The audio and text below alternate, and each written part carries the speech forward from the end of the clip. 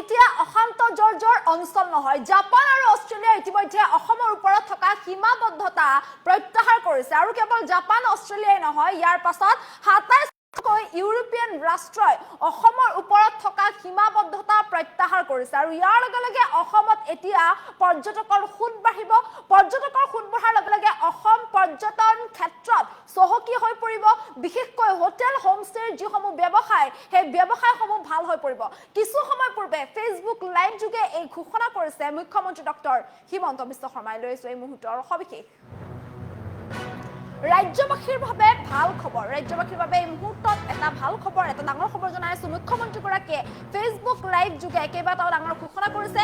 অসম এতিয়া অশান্ত জৰ্জৰ অঞ্চল নহয়। পুৰণি দিনত অসমৰ যিটো অৱস্থা, সেই অৱস্থা এতিয়া অসমৰ নাই। অসম এতিয়া উন্নত হৈছে। জাপান অষ্ট্ৰেলিয়াই অসমৰ ওপৰত থকা সীমাবদ্ধতা প্ৰত্যাহাৰ কৰিছে আৰু ইয়াৰ কেৱল জাপান অষ্ট্ৰেলিয়াই নহয়, ২৭খনকৈ ইউৰোপীয়ান ৰাষ্ট্ৰইও প্ৰত্যাহাৰ কৰিছে অসমৰ ওপৰত থকা সীমাবদ্ধতা আৰু ইয়াৰ ফলত পৰ্যটকৰ সুত বাঢ়িব অসমলৈ। অসমলৈ পৰ্যটকৰ আগমন ঘটিব, পৰ্যটকৰ সুত বাঢ়িব।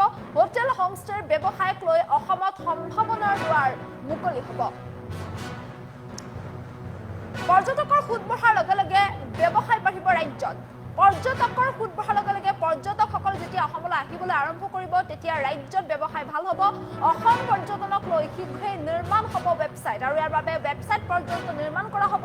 এই ৱেবছাইটৰ পৰাই সমগ্ৰ ৰাজ্যৰ হোমষ্টে বুকিং কৰিব পাৰিব পৰ্যটকসকলে। ছিংগল উইণ্ডৰ জৰিয়তে যাতে হোমষ্টে বুকিং কৰিব পাৰে, তাৰ বাবে ব্যৱস্থা গ্ৰহণ কৰা হ'ব আৰু শীঘ্ৰেই এই ৱেবছাইট নিৰ্মাণ কৰা হ'ব। ফেচবুক লাইভৰ জৰিয়তে এই ঘোষণা কৰিছে মুখ্যমন্ত্ৰী ডক্টৰ হিমন্ত বিশ্ব শৰ্মা। মুখ্যমন্ত্ৰীগৰাকীয়ে ফেচবুক লাইভৰ জৰিয়তে ঘোষণা কৰিছে, অসম এতিয়া আৰু অশান্ত জৰ্জৰ অঞ্চল হৈ থকা নাই। পুৰণি দিনত অসমৰ যিটো অৱস্থা আছিল, পুৰণি দিনত অসমত যি ধৰণে এক অশান্তিকৰ পৰিৱেশৰ সৃষ্টি হোৱা দেখিবলৈ পোৱা গৈছিল, সেই অৱস্থা এতিয়া অসমত নাই। অসম উত্তৰ পূব এতিয়া উন্নতিৰ দিশলৈ আগবাঢ়িছে, যথেষ্ট উন্নত হৈ পৰিছে অসম আৰু কেৱল সকলো দিশত উন্নত হোৱাৰ সমান্তৰালকৈ পৰ্যটন ক্ষেত্ৰখনতো অসম লাহে লাহে আগতকৈ পূৰ্বতকৈ অসম লাহে লাহে উন্নত হ'বলৈ আৰম্ভ কৰিছে। বিশেষকৈ জাপান অষ্ট্ৰেলিয়াই অসমৰ ওপৰত থকা সীমাবদ্ধতা প্ৰত্যাহাৰ কৰিছে আৰু শেহতীয়াকৈ যিহেতু জাপানৰ প্ৰধানমন্ত্ৰীগৰাকীও অসমলৈ অহাৰ কথা আছে, তেনেস্থলত জাপান অষ্ট্ৰেলিয়াই অসমৰ ওপৰত থকা সীমাবদ্ধতা প্ৰত্যাহাৰ কৰিছে আৰু ইয়াৰ সমান্তৰালকৈ কেৱল জাপান অষ্ট্ৰেলিয়া বুলিয়েই নহয়,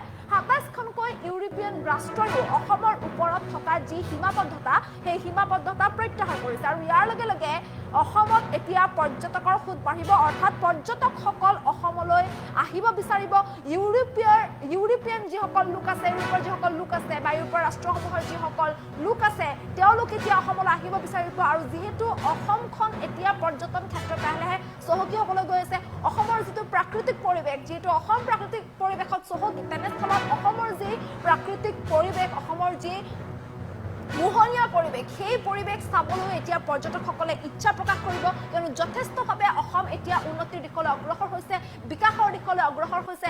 বিশেষকৈ প্ৰাকৃতিক পৰিৱেশৰ ক্ষেত্ৰতো এতিয়া অসম লাহে লাহে আৰু অধিক চহকী হৈ গৈ আছে। তেনেস্থলত এই পৰিৱেশ বা এই দৃশ্য উপভোগ কৰিবলৈও পৰ্যটকসকল অসমলৈ আহিব বিচাৰিব বা বৰ্তমানেও আহিবলৈ বিচাৰি আছে আৰু পৰ্যটকৰ সুত যেতিয়া অসমত বাঢ়িব, ইয়াৰ লগে লগে ব্যৱসায় বাঢ়ি যাব ৰাজ্যত। বিশেষকৈ হোটেল হোমষ্টেৰ ব্যৱসায়ক লৈ অসমত সম্ভাৱনাৰ দুৱাৰ মুকলি হৈ পৰিব। হোটেল হোমষ্টেৰ ব্যৱসায়সমূহ উন্নত হৈ পৰিব আৰু ইয়াৰ বাবে অসম পৰ্যটনক লৈ শীঘ্ৰেই এটা ৱেবছাইট নিৰ্মাণ কৰা হ'ব বুলি উল্লেখ কৰিছে মুখ্যমন্ত্ৰীগৰাকীয়ে। এই ৱেবছাইটৰ পৰাই সমগ্ৰ ৰাজ্যৰ হোমষ্টে বুকিং কৰিব পাৰিব পৰ্যটকসকলে। ছিংগল উইণ্ডৰ জৰিয়তে হোমষ্টে যাতে বুকিং কৰিব পাৰে, তাৰ বাবে বিশেষ ব্যৱস্থা গ্ৰহণ কৰা হ'ব আৰু শীঘ্ৰেই এই ৱেবছাইট নিৰ্মাণ কৰা হ'ব পৰ্যটকসকলৰ বাবে, যাতে এই ৱেবছাইটৰ জৰিয়তে সমগ্ৰ ৰাজ্যৰ হোমষ্টে বুকিং কৰিব পাৰে। পৰ্যটকসকলে যাতে কোনো ধৰণৰ অসুবিধা নোহোৱাকৈ অসমৰ এই সৌন্দৰ্য, অসমৰ এই পৰিৱেশ যাতে উপভোগ কৰিব পাৰে, তাৰ বাবে এই বিশেষ ব্যৱস্থা কৰা হৈছে। আৰু যিহেতু এতিয়া ২৭খনকৈ ইউৰোপীয়ান ৰাষ্ট্ৰই অসমত থকা সীমাবদ্ধতা প্ৰত্যাহাৰ কৰিছে আৰু ই নিশ্চয়কৈ অসমৰ বাবে এক সম্ভাৱনাৰ খবৰ, অসমৰ বাবে এক ভাল খবৰ যে অসম লাহে লাহে বিশ্বৰ দৰবাৰত এতিয়া প্ৰতিষ্ঠিত হ'বলৈ গৈ আছে। মুখ্যমন্ত্ৰী ডক্টৰ হিমন্ত বিশ্ব শৰ্মাই ফেচবুক লাইভ যোগে এই ঘোষণা কৰিছে। মুখ্যমন্ত্ৰীগৰাকীৰ মন্তব্য আছে, আমি মন্তব্য শুনাবলৈ চেষ্টা কৰিছোঁ। আজি ৰাতিপুৱা আমাৰ মুখ্য সচিবক ইউৰোপীয়ান ইউনিয়নৰ ভাৰতত থকা এম্বেছাডৰ গৰাকীয়ে জনাইছে যে অসমৰ পৰিৱেশ আৰু পৰিস্থিতি পৰ্যালোচনা কৰাৰ পিছত তেখেতসকলে অসম ভ্ৰমণৰ ক্ষেত্ৰত তেওঁলোকৰ দেশৰ নাগৰিকসকলৰ ওপৰত থকা প্ৰতিবন্ধকতা বা ৰেষ্ট্ৰিকশ্যন বা সীমাবদ্ধতা যোৱাকালিৰ পৰা আনুষ্ঠানিকভাৱে প্ৰত্যাহাৰ কৰিছে। ইয়াৰ চমুকৈ অৰ্থটো হ'ল এইটোৱে যে ইউৰোপিয়ান ইউনিয়ন বুলি ক'লে আমি বিশ্বৰ ২৭খন দেশৰ এটা গোটক বুজো। Austria, Belgium, Bulgaria, Croatia, Cyprus, চেক Republic, Denmark, Estonia, Finland, France, Germany, Greece, Hungary, Ireland, Italy, Latvia, Lithuania, Luxembourg, Malta, Netherland, Poland, Portugal, Romania, Slovakia, Slovenia, Spain and Sweden. অৰ্থাৎ এতিয়াৰ পৰা এই ২৭খন ৰাজ্যৰ নাগৰিক তেওঁলোকৰ ওপৰত যি প্ৰতিবন্ধকতা আছিল বা সতৰ্কবাণী আছিল বা সীমাবদ্ধতা আছিল তাক যোৱাকালিৰ পৰা প্ৰত্যাহাৰ কৰা হৈছে। অৱশ্যে অশান্ত অঞ্চল আইন এতিয়াও প্ৰযোজ্য হৈ থকা বা আপছা, য'ত arm force special power act এতিয়াও প্ৰযোজ্য হৈ আছে চৰাইদেউ, ডিব্ৰুগড় আৰু তিনিচুকীয়াৰ ক্ষেত্ৰত এই প্ৰতিবন্ধকতা তেওঁলোকে এতিয়াও প্ৰত্যাহাৰ কৰা নাই, যিহেতু তাত arm force special power act এতিয়াও আছে। অৰ্থাৎ চমুকৈ আপোনালোকে জানে যে এডভান্টেজ অসম 0.2ৰ সময়ত আমি আৰম্ভ কৰিছিলো যে ৰাষ্ট্ৰসমূহৰ দূতাবাসসমূহৰ লগত আমি যোগাযোগ কৰিছিলো যে এতিয়া অসম এখন শান্তিপূৰ্ণ দেশ, অসমৰ পৰিৱেশ খুব ভাল, আপোনালোকে পৰ্যটকসকলক এতিয়া আমাৰ ৰাজ্যলৈ আহিবলৈ বাধা নিদিব।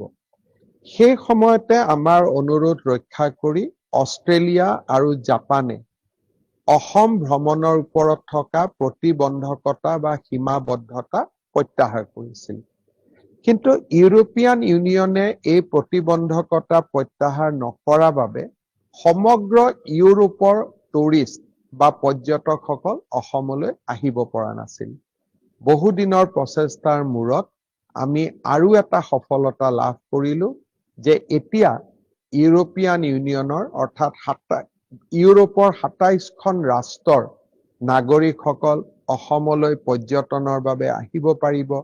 অসমত তেওঁলোক আহিব পাৰিব, থাকিব পাৰিব। কাজিৰঙা, মানস, শিৱসাগৰ, যোৰহাট, কোকৰাঝাৰ, বৰাক উপত্যকাত সকলোতে তেওঁলোকে, তেজপুৰ, লখিমপুৰ, সকলোতে, ধেমাজি, সকলোতে তেওঁলোক যাব পাৰিব।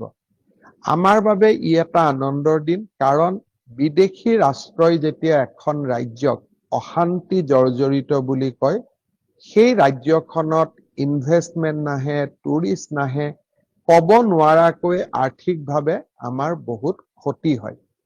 কিন্তু আজি ইউৰোপিয়ান ইউনিয়নে এই প্ৰতিবন্ধকতা দূৰ কৰাৰ লগে লগে এটা আনুষ্ঠানিকভাৱে আমি এখন চাৰ্টিফিকেট পালো, যিটো আমি নিজেও জানো, তাক কিন্তু নিজে জনা কথা বেলেগে ক'লে আৰু ভাল লাগে যে অসম এতিয়া অশান্তি জৰ্জৰিত অঞ্চল নহয় আৰু আমাৰ দেশৰ নাগৰিকবিলাক এতিয়া অসমলৈ যাব পাৰে, ফুৰিব পাৰে, তেওঁলোক অসমত থাকিব পাৰে।